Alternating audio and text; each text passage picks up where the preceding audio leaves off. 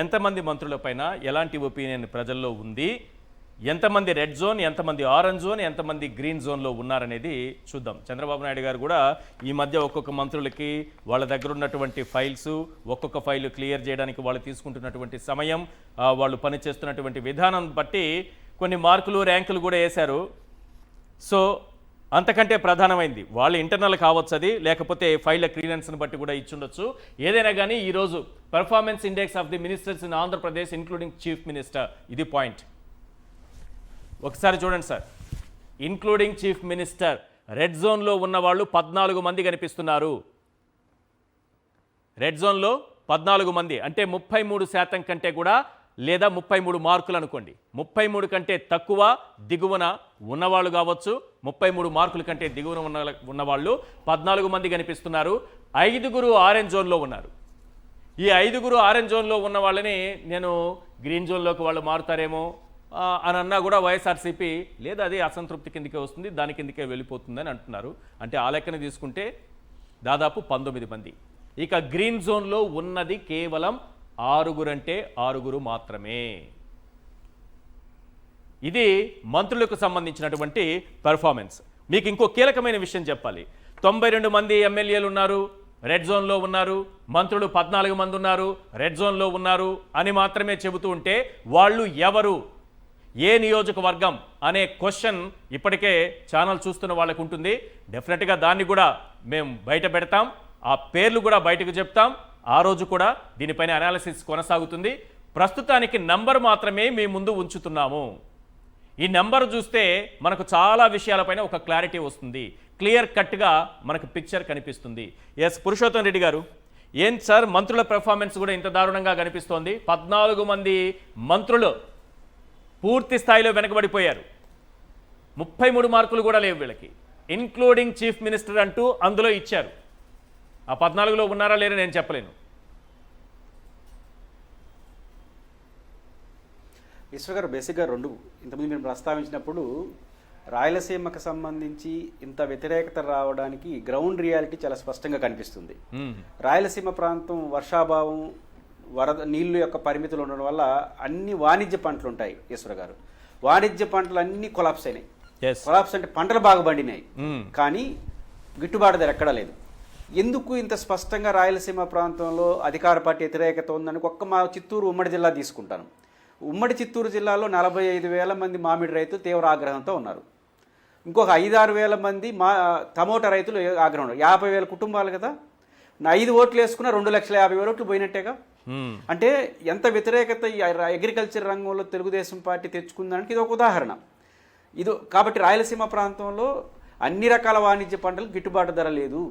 దాని యొక్క దుష్ఫలితం ఈరోజు ఖచ్చితంగా ప్రభుత్వ వ్యతిరేకతగా మారుతా ఉంది. కాబట్టి రాయలసీమలో ఇంత వ్యతిరేకత ఉందనేది మొదటి అంశం. మంత్రివర్గానికి సంబంధించి ఈశ్వర్ గారు, వాళ్ళు మంత్రివర్గంలో వాళ్ళ పర్ఫార్మెన్స్ చూసి 6 మంది ఉండరు.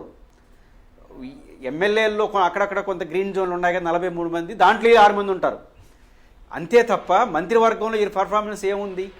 ప్రతి మంత్రివర్గ సమావేశంలో ముఖ్యమంత్రి గారు ఏం చెప్తున్నారు? చాలా తీవ్ర ఆగ్రహం వ్యక్తం చేస్తున్నారు. తీవ్ర ఆగ్రహాన్ని వ్యక్తం చేయడం ద్వారా ఏంటి, ప్రభుత్వం యొక్క వైఫల్యాలు వాళ్ళ మీద నెడుతున్నారు. కాబట్టి ఎప్పుడు కూడా మీకు తెలుసు, ప్రధానంగా ముఖ్యమంత్రి అయిన తర్వాత నిర్ణయాలను ఎవరు చేస్తారు? మంత్రులు చేస్తారా? మనకు తెలుసు మంత్రులు ఎంతమంది పాత్ర పోషిస్తారు. కాబట్టి మంత్రివర్గంలో ఆ మంత్రి శాఖ యొక్క పర్ఫార్మెన్స్ చూసి వాళ్ళు గ్రీన్ జోన్ కాదు, ఆరెంజ్ జోన్ కాదు, వాళ్ళు ఆ ఎమ్మెల్యేలు 43 మందిలో 6 మంది ఉంటారు. ఏదైతే గ్రీన్ జోన్ ఉంటే ఈ లెక్కే తప్ప మంత్రివర్గంలో ఎవరు వాళ్ళ పర్ఫార్మెన్స్ ప్రత్యేకంగా చూడాలి, అంతేనా? ఇండివిజువల్ గానే చూడాలి. అంతే. ఇప్పుడు ఉదాహరణకు ఎలా ఉంటుంది, మా అనంతపురం జిల్లాలో రాయలసీమ నుంచి ఒక వైద్య ఆరోగ్య శాఖ మంత్రి ఉన్నారు, బీజేపీ ఆయన అంటే ఎందుకు గ్రీన్ జోన్ లో కానీ వాటిలో ఎందుకు ఉంటాడు?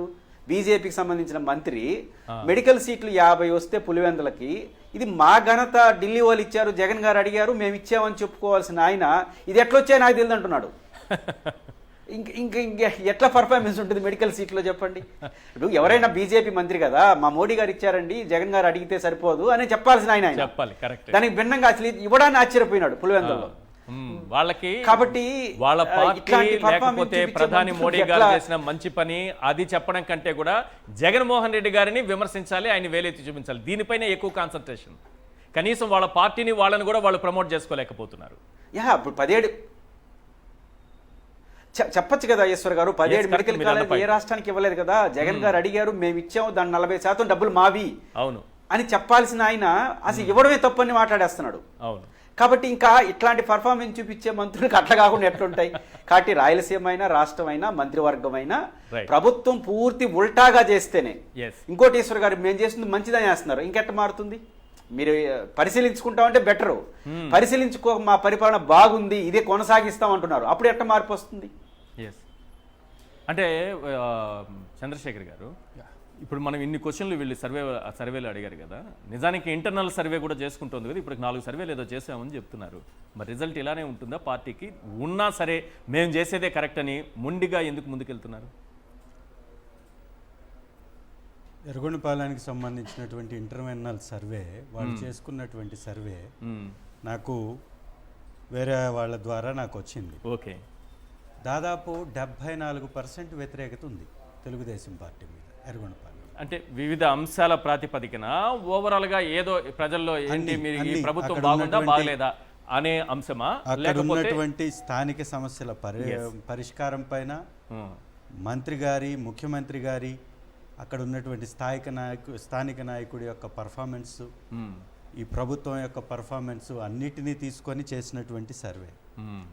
సో చంద్రబాబు నాయుడు గారు చేపించినటువంటి సర్వేల్లోనే దాదాపుగా 90 మంది పైచీలకు ఎమ్మెల్యేలు వెనకబడిపోయి ఉన్నారంటే అందులో పవన్ కళ్యాణ్ గారు, లోకేష్ గారు ఖచ్చితంగా వెనకబడిపోయి ఉంటారు. ఎందుకంటే వాళ్ళు వాళ్ళ యొక్క కాన్స్టిట్యున్సీలను కూడా పట్టించుకుంటున్నట్టు పరిస్థితి లేదు. వాళ్ళు ఎప్పుడూ హైదరాబాద్కే పరిమితమయ్యి హైదరాబాద్కి స్పెషల్ ఫ్లైట్లలో తిరగడము, లేదా వివిధ కారణాల చేత ప్రచారాల కోసం వివిధ ప్రాంతాలు తిరుగుతూ వాళ్ళు టైంపాస్ చేస్తూ ఉన్నారు.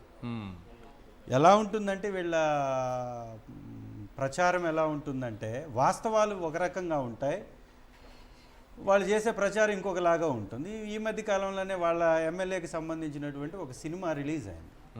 సినిమా రిలీజ్ అయితే కేవలం హైదరాబాద్లో 3 కోట్ల టికెట్లు కట్టాయని బ్యాండ్ బజాయించేస్తూ మాట్లాడుతూ ఉన్నారు. అంటే ఎంత భయంకరమైన ట్రోల్స్ చేస్తున్నారు.